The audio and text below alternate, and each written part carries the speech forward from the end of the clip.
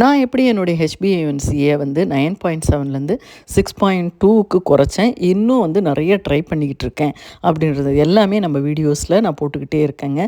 So please subscribe பண்ணுங்கள். இது உங்களுக்கு ரொம்ப யூஸ்ஃபுல்லாக இருக்கும்.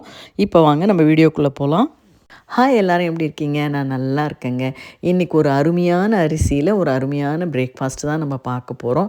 நான் இருக்கிறது ஆஸ்திரேலியாவில். நீங்கள் எங்கேருந்து இந்த வீடியோ பார்க்குறீங்கன்றதை கமெண்ட்ஸில் சொல்லுங்கள். இந்த அரிசிக்கு பேர் பூங்கார் அரிசி, உமன்ஸ் ரைஸ். இதை ஜஸ்ட்டு நீங்கள் வந்து பூங்கார் ரைஸ்ன்னு கூகுளில் செக் பண்ணி பாருங்களேன். இதனுடைய பலன்கள் வந்து அவ்வளோ சொல்லி மாளாதுங்க. அவ்வளோ நல்ல விஷயங்கள் இதில் இருக்குது. இந்த பூங்கார் அரிசியில் நம்ம எப்படி வந்து இட்லி மாவு அரைக்கலாம், அந்த இட்லி மாவு வந்து இட்லி இன்றைக்கி செஞ்சுட்டு மறுநாள் வந்து தோசையாகவும் செய்யலான்றதை இந்த வீடியோவில் பார்க்கலாம். நம்ம இது வந்து வச்சு இன்னும் 2 நாள் கூட செய்யலாம். அடிக்கடி நீங்கள் வந்து இந்த அரிசியை வந்து உங்களுடைய பிரேக்ஃபாஸ்ட் ஐட்டத்தில் நீங்கள் வந்து சேர்த்துக்கோங்க. சாதமாக செஞ்சு சாப்பிட்றதுக்கு உங்களுக்கு விருப்பம்னா சாதமாக செஞ்சு சாப்பிடுங்க. இல்லைனா வந்து இந்த மாதிரி இட்லி தோசையாவது செஞ்சு சாப்பிடுங்க. ஸோ நான் வந்து இது வந்து 3 பங்கு அரிசி தாங்க எடுத்துக்கிட்டேன். யூஸ்வலாக 4:1 வந்து நல்ல ரேஷியோ. ஆனால் இந்த அரிசி பார்த்திங்கன்னா வந்து இதுக்கு கொஞ்சம் உளுந்து அதிகமாக இருந்தால் கூட இதுக்கு வந்து நல்லா இருக்குது கன்சிஸ்டன்சி. நான் 2-3 முறை ட்ரை பண்ணிவிட்டு தான் எப்பயுமே இந்த வீடியோலாம் நான் வந்து எடுத்து போஸ்ட் பண்ணுறேன். ஸோ 3 பங்கு அரிசி எடுத்துக்கோங்க. அதுக்கு ஒரு பங்கு கூட இன்னொரு அரை பங்கு கூட, அதாவது வந்து 3 பங்கு அரிசிக்கு 1.5 பங்கு உளுந்து நீங்கள் மிக்சியில் அரைக்க போகிறீங்கன்னா கட்டாயம் 1.5 பங்கு உளுந்து தாராளமாக போட்டுக்கலாம். போட்டுட்டு ஒரு 2 ஸ்பூன் வெந்தயமும் போட்டு நல்லா கழுவி ஊற வச்சுருங்க. உளுந்து வந்து ஒரு 2 ஹவர்ஸ் இல்லை 2.5 ஹவர்ஸ் ஊறினா போதும் மேக்ஸிமம். அரிசி வந்து ஒரு 6 ஹவர்ஸ் கிட்ட ஊறணும், மினிமமாக 6 ஹவர்ஸு. நீங்கள் உங்களுக்கு டைம் இருக்குன்னா வந்து நைட்டே வந்து அரிசி ஊற வச்சுருங்க. காலையில் நீங்கள் வந்து உளுந்து ஊற வச்சுட்டு ஒரு 2 ஹவர்ஸ் கழித்து ரெண்டுத்தையும் அரைச்சிருங்க.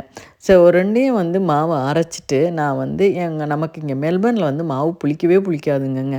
அதனால் வந்து நான் மாவு எப்பயுமே அரைச்சிட்டா ஒரு 10 to 12 மினிட்ஸ் அவனை வந்து இந்த மாதிரி ஹீட் பண்ணிவிட்டு அதுக்கப்புறம் அது உள்ளே இந்த அரிசி மாவை வந்து உள்ளே வச்சு புளிக்க வைப்பேங்க.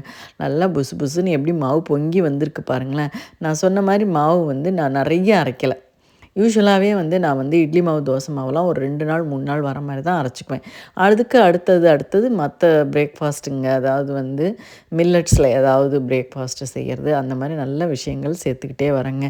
எனக்கு வந்து திடீர்னு வந்து ஒரு முறை நான் சுகர் செக் பண்ணும்போது எனக்கு 10 இருக்குதுன்னு சொல்லி டாக்டரே வந்து நீங்கள் வந்து இன்சுலின் ரெசிஸ்டன்ஸ் இருக்குது, நீங்கள் இது வரைக்கும் செக் பண்ணது இல்லையான்னு சொன்னாங்க. ஹெச்பிஏஒன்சி எடுத்து பார்த்துட்டு இப்போ வந்து நான் 6.2க்கு கொண்டு வந்துட்டேங்க. இன்னும் டாக்டர் வந்து இன்னும் கொஞ்சம் ட்ரை பண்ணுங்கள், நம்ம வந்து ரொம்ப நார்மல் ஆக்கிடலான்றாங்க.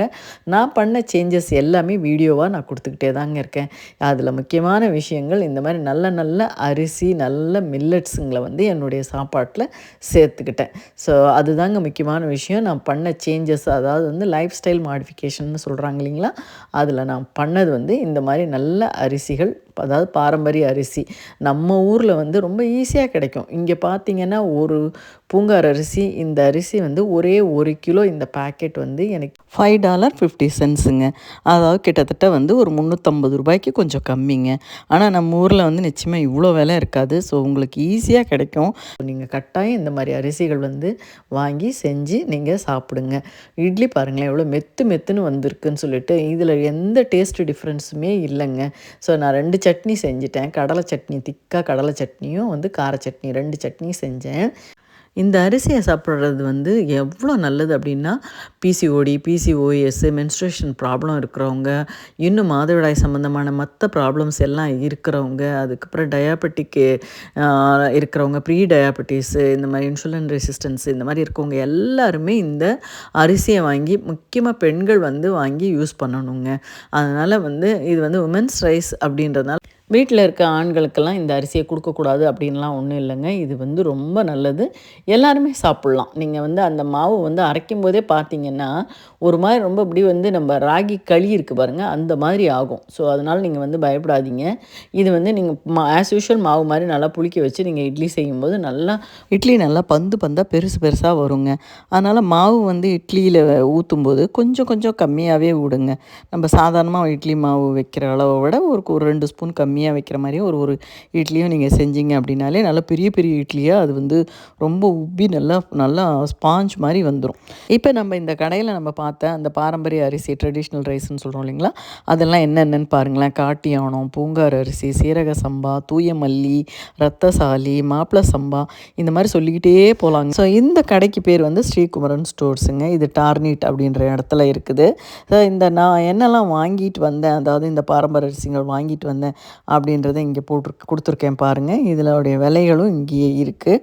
ஸோ நான் வந்து இந்த அரிசி சிறுதானியங்கள் சேர்த்துக்கிட்டது மட்டும் இல்லாமல் 2 பொடி பண்ணி வச்சுருக்கேன். என்னென்னா ஒரு பொடி வந்து என்னென்னு பார்த்தீங்கன்னா வந்து 1:2:4, அதாவது ஒரு பங்கு கருஞ்சீரகம், கலோஞ்சின்னு சொல்கிறாங்க இல்லைங்களா, அந்த கருஞ்சீரகம், 2 பங்கு வந்து ஓமம், எதில் அளக்கிறனோ அதே கப்பாலேயே, அப்புறமா வந்து 4 பங்கு வந்து வெந்தயம். இது 3த்தையும் தனித்தனியாக மெதுவாக வந்து வறுத்து நல்ல வாசனை வரும்போது, அதாவது ஒன்று ஒன்றா எல்லாத்தையும் ஒன்றா போட்டு வறுத்துடக்கூடாது, ஒன்று ஒன்றா வறுத்து அதுக்கப்புறம் 3த்தையும் ஒன்றா போட்டு ஒரு வாட்டி வந்து நம்ம நல்லா மிக்ஸ் பண்ணி அதையும் வந்து லைட்டாக ஒரு ஒரு ஒரு 2 நிமிஷம் அப்படி இப்படிமா வறுத்துட்டு நல்லா ஆற வச்சுட்டு பொடி பண்ணிவிடுவேங்க. வெந்தயம் வந்து பார்த்திங்கன்னா நம்ம வந்து சூப்பர் மார்க்கெட்டில் வாங்கும்போது 100 கிராம் வந்து $2. அதே வந்து இந்த மாதிரி தமிழ் மளிகை கடைகளில் 1 கிலோவே வாங்கினீங்கன்னா $7 தாங்க. 6.99 நான் லாஸ்ட்டாக வாங்கினேன் அதோடைய விலை. நீங்கள் இப்போ நான் கொடுத்துருக்கேன் பார்த்தீங்களா, அந்த பில்லில் கூட இருக்கும் பார்த்தீங்கன்னா. அதுக்கப்புறம் பார்த்தீங்கன்னா தனியாக வெந்தயத்தை வந்து நான் வந்து மெதுவாக வந்து சின்ன தீயில மெதுவாக வறுத்து அதையும் வந்து ஆற வச்சுட்டு வெந்தயம் மட்டும் ஒரு பொடி, அதுக்கப்புறம் வந்து இந்த கருஞ்சீரகம், ஓமம், வெந்தயம் இது ஒரு பொடி. இந்த 2 பொடியும் வந்து தனித்தனியாக வந்து பொடியாக்கி 2 பாட்டிலில் போட்டு வச்சுக்குவேன். ஸோ காலையில் தூங்கி எழுந்திரிச்சதுக்கப்புறம் வெறும் வெந்தயத்தை வந்து நல்லா வந்து ஒரு ஸ்பூன் வெந்தயம் எடுத்து சுட தண்ணியில் ஒரு டம்ளரில் போட்டு நல்லா கொதிக்கிற தண்ணி வந்து நல்லா சுட தண்ணியை ஊற்றி ஊற வச்சுருவேன். அது ஒரு 10 மினிட்ஸ்லேயே நல்லா ஆறி போயிடும். ஸோ அந்த மேலே இருக்க தண்ணியை முதல்ல வெறும் வயிற்றில் குடிச்சிடுவேன்.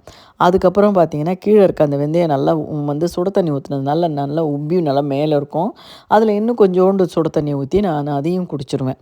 குடிச்சிட்டு அந்த கீழே இருக்கிறத வந்து நான் என்ன பிரேக்ஃபாஸ்ட் சாப்பிட்றேனோ சாப்பிட்டதுக்கப்புறம் அந்த வெந்தயம் நல்லா ஊறி அது ஒரு மாதிரி ஜெல்லி மாதிரி இருக்கும். அதில் வந்து கொஞ்சமாக தண்ணியை கலந்து அதையும் சாப்பிட்டுக்குவேன். ஸோ சாப்பாட்டோடு அந்த வெந்தயம் வந்து கலந்து அதுவும் உள்ளே போயிடும் நம்ம சாப்பிட்டு ஒரு ஒரு 5 மினிட்ஸ் 10 மினிட்ஸ் கழித்து.